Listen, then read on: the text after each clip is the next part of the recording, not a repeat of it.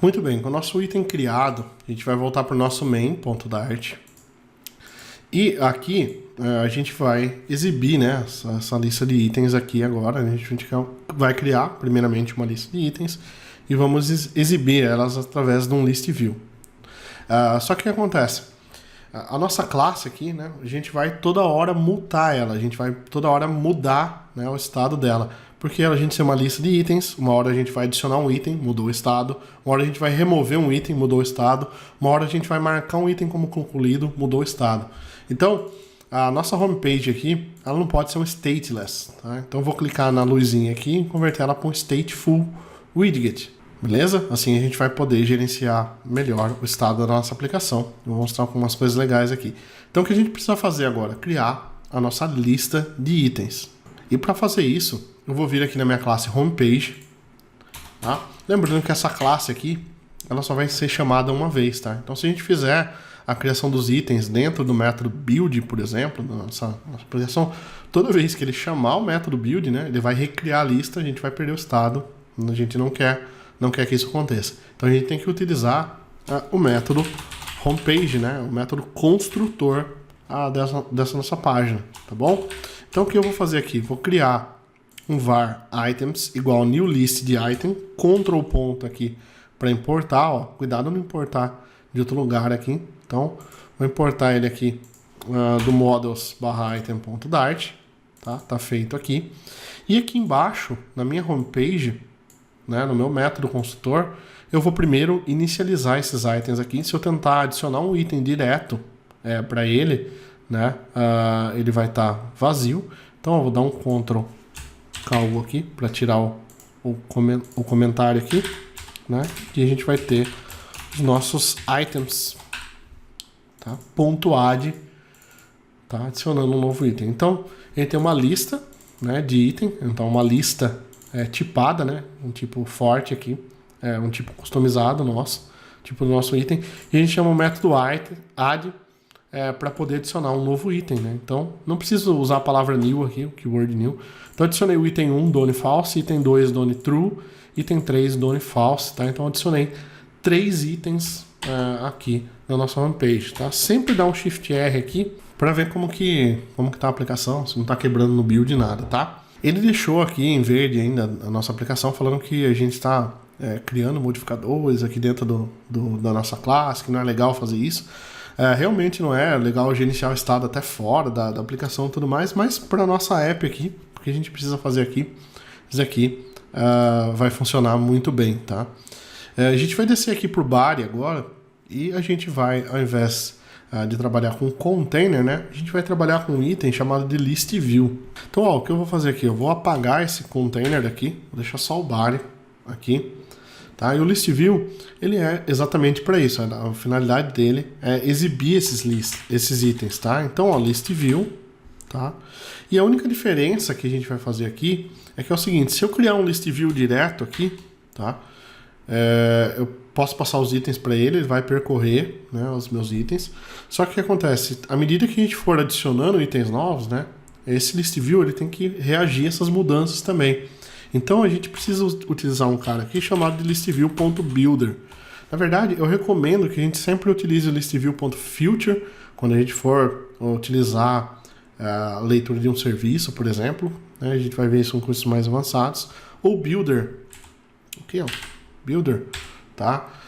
Quando a gente estiver aqui, porque ele vai criar os itens, né? Ele vai renderizar os itens na tela em tempo de execução, ou seja, sob demanda. Isso dá um increase muito grande na performance, melhora muito a performance, porque não tem uma lista fixa de itens renderizados nele. Então, à medida que a gente vai rolando, né, os itens na tela, os itens vão sumindo, né, quando eles não estão mais visíveis, e reaparecendo depois. Tá? Então, ele controla isso. Para controlar isso, ele precisa do item count, tá? E precisa do item builder. Tá? Então, o item count é a quantidade de itens que essa lista tem nesse momento atual, no momento do build ali. Só que esses itens, eles estão no nosso widget py aqui, ó. Então, ó, no homepage, eu não tenho items aqui, ó. Então, não tenho, né, os itens que eu criei aqui em cima. Como que a gente acessa as informações, as variáveis que estão na nossa classe py, ó, no homepage aqui? Tá? A gente acessa widget.items.len. Tá? Então, widget.items, a gente acessou os itens que estão na homepage, .len, né? Ele vai trazer o tamanho do meu array, né? A quantidade de itens que tem nele ali. E agora a gente precisa de um cara chamado de item builder. Tá? E esse item builder, ele é uma função, porque ele vai perguntar pra gente assim, como que eu devo construir esses widgets na tela, esses itens na tela. Então, isso daqui é uma lista. Eu sei que essa lista, por exemplo, tem 3 itens, no nosso caso aqui, mas como que eu desenho esses itens na tela? Né? Como que eu faço o desenho desses itens na tela? Vai ser uma bolinha, vai ser um quadradinho, eu vou chamar um outro widget, né? Como que vai ser feita a renderização desses itens na tela, tá? Então para ajudar a gente nisso, ele passa 2 propriedades, o build context, né? Ou somente se você quiser colocar aqui a variável, né? Ó, context, tá? Ou ctxt, qualquer coisa que você queira colocar, né? Você não precisa colocar a propriedade aqui, mas eu estou deixando para facilitar a nossa visualização, tá?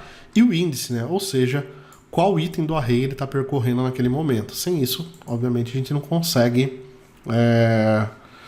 renderizar nada na tela, né? Então a gente vai pegar o itens index.title, por exemplo, tá? Para exibir o título daquele item na tela. Então, sem isso, as coisas não funcionam. Então, esse contexto é o contexto da aplicação atual, tá? Então a gente sempre tem no build aqui o context, tá? Nessa aplicação em si a gente não vai usar muito o context, mas nas aplicações futuras a gente vai ver que o context, por exemplo, a gente tem, por exemplo, theme.offContext. O context é utilizado para trocar de página, né? Então ele é a situação atual da nossa aplicação, né? O contexto atual ali onde a gente está. Beleza, com o item builder aqui criado, né? A gente vai fazer vou dar um return aqui nessa função text, tá? widget.items index .title, tá bom? Então vou fazer só isso aqui, vou salvar, tá? Vou renderizar e ele apareceu aqui os nossos 3 itens, né? Então se a gente arrastar, ó, ele tem já o efeitinho aqui. Então o que a gente fez aqui nessa primeira parte, né? Só para vocês verem aqui mais perto, né? Então o que a gente fez aqui no list view, né? A gente tem um builder, que é um construtor, né? Então ele vai construir isso dinamicamente, baseado no tamanho desses itens, que são 3, tá? Isso pode variar depois, de acordo com o que vai alterando o estado da nossa aplicação. O item builder, né, é o que ele vai desenhar. Então, ó, desenhei um texto aqui dentro, né? Então, se eu colocar qualquer outra propriedade aqui, se eu colocasse aqui, por exemplo, um container, né, um quadradinho, ele ia desenhar 3 quadradinhos. Então, o que tiver dentro da função return aqui, ele vai retornar para a gente tranquilamente. Aqui a gente tem o build context, que para a gente não influencia em nada aqui, mas tem o índice, né, que é o item que ele está percorrendo nesse momento dentro do array, que é justamente o que a gente usa aqui, né, para escrever o título na tela, beleza?